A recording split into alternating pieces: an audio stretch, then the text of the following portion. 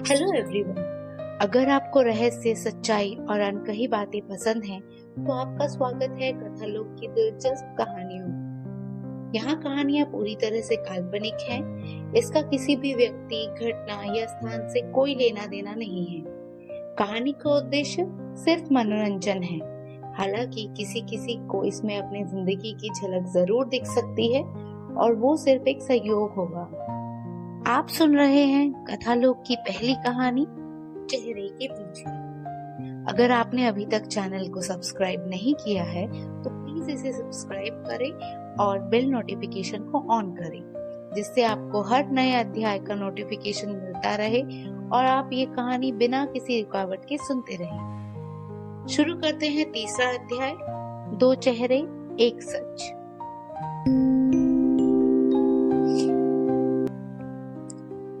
दरवाजा खुलते ही हम दोनों चौंक गई। सामने बुआ थी, आंखें बंद, कदम धीमे धीमे आगे बढ़ाते हुए नींद में। मैंने सांस रोक ली।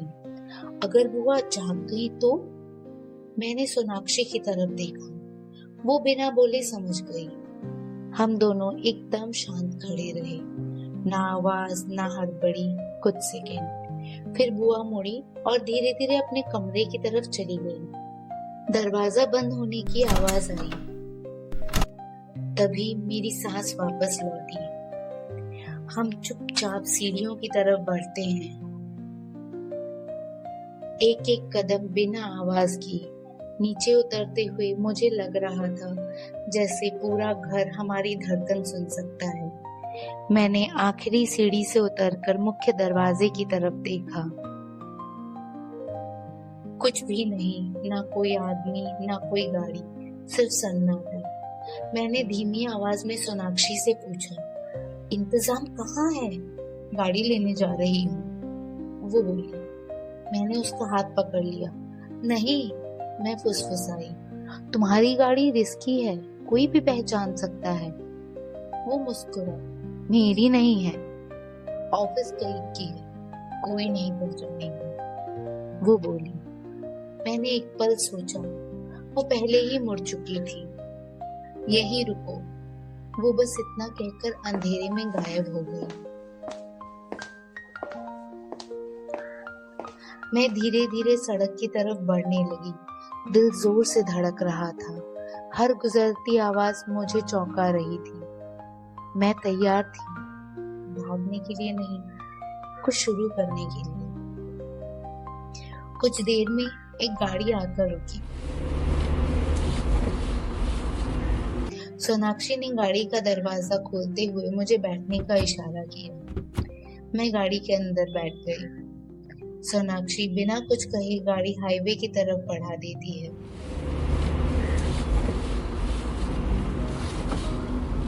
थोड़ी दूर पहुंचकर हम रुकते हैं। सड़क के किनारे एक गाड़ी खड़ी थी।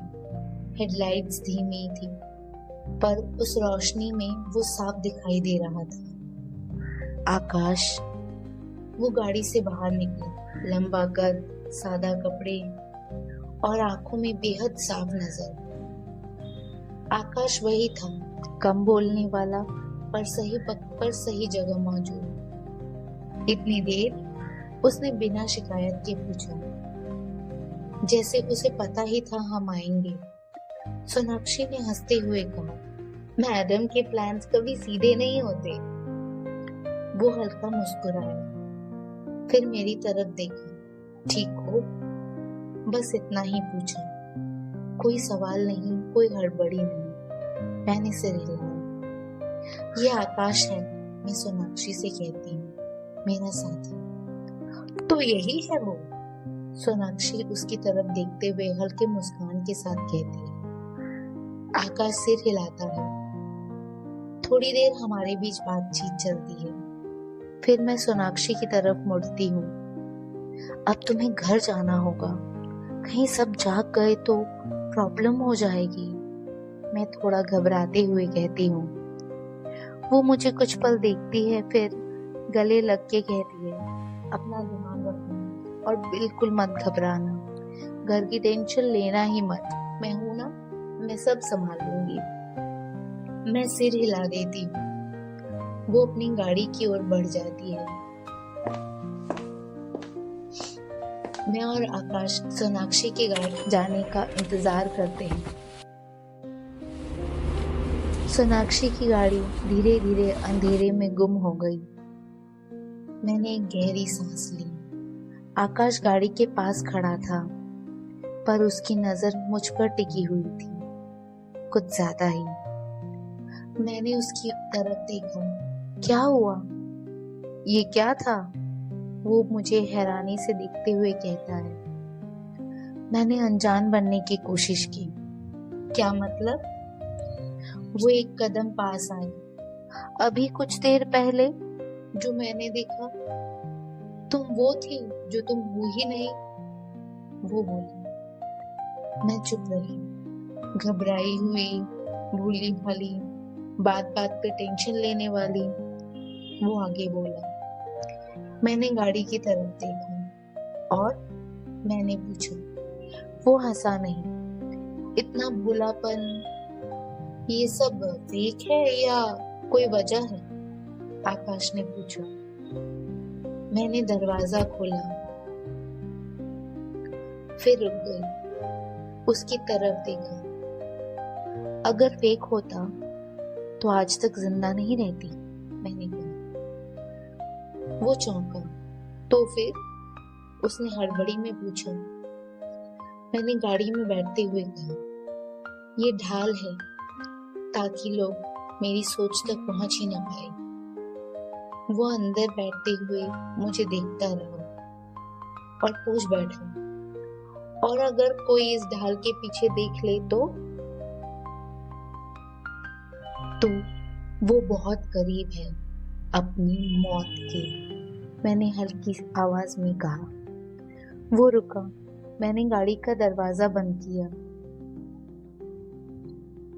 कभी कभी जो सबसे साफ दिखता है वही सबसे ज्यादा देखा जाता है, मैंने कहा। और तुम्हें देखा जाना है?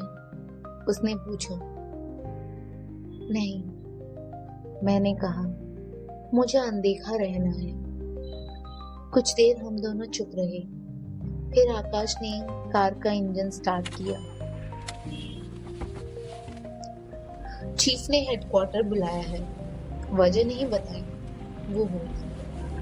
उन्होंने कभी भी बिना वजह नहीं बुलाया, मैंने कहा। फिर मैंने घड़ी की तरफ देखा। मीटिंग 10 मिनट में शुरू होने वाली है, पर हेडक्वार्टर पहुंचने में 20 मिनट लगेंगे, मैंने कहा। वो हल्का सा मुस्कुराया और मेरी तरफ देखते हुए कहा, ये कार भी तुम्हारी तरह है, बाहर से सिंपल पर अंदर से तेज। कुर्सी की पेटी कसकर बांधिए मैडम। मैं भी हल्का सा मुस्कुराते हुए सीट बेल्ट कस लिया। उसने गाड़ी आगे बढ़ाई। अब समझ आया चीज तुम्हें क्यों सबसे ज्यादा खतरनाक कहते हैं, वो बोला। मैं खिड़की से बाहर देखने लगी। खतरनाक नहीं, जरूरी, मैंने कहा। वो फिर चुप हो गया और तेजी से गाड़ी हेडक्वार्टर की ओर ले चला। हेडक्वार्टर की इमारत हमारे सामने खड़ी थी। हम लगभग भागते हुए अंदर दाखिल हुए। गलियारों में हलचल थी, पर जैसे ही मैं आगे बढ़ी, नजरें मुझ पर टिकने लगी। कोई रुककर देख रहा था तो कोई दोबारा मुड़कर। कॉन्फ्रेंस हॉल का दरवाजा हमारे सामने था। हमने दरवाजे का गेट खोला। कमरे में पहले से 2 लोग मौजूद थे। उनकी पीठ हमारी तरफ थी। कदमों की आवाज सुनकर वो मुड़े। उनकी नजर सीधे मुझ पर आकर रुकी। एक पल के लिए कमरे की हवा जैसे थम गई। फिर सामने बैठे आदमी ने कुर्सी से उठते हुए कहा, फाइनली। उनकी आवाज में संतोष था। उन्होंने हम दोनों को कुर्सी पे बैठने का इशारा किया। वो हमारे हेड थे, कम बोलते थे पर जो कहते सटीक होता। उनकी नजरें तेज थी, ऐसी जो सवाल पूछने से पहले जवाब ढूंढ लेती थी। कमरे में बैठे हर इंसान को उनकी मौजूदगी का एहसास था। उनकी बातों पर बहस नहीं होती थी, उनकी हर बात हमारे लिए आदेश होती थी। हम बैठ गए। दरवाजा धीरे से बंद हुआ।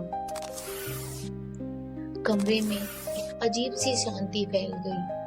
फिर चीफ ने मेरी ओर देखते हुए कहा, शॉर्ट नोटिस था, पर मुझे पता था तुम जरूर आओगी, नताशा।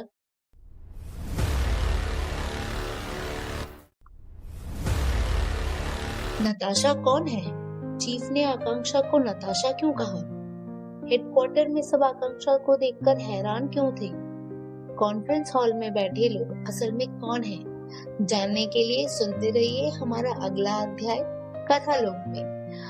आपको ये कहानी कैसी लग रही है कमेंट करके जरूर बताएं।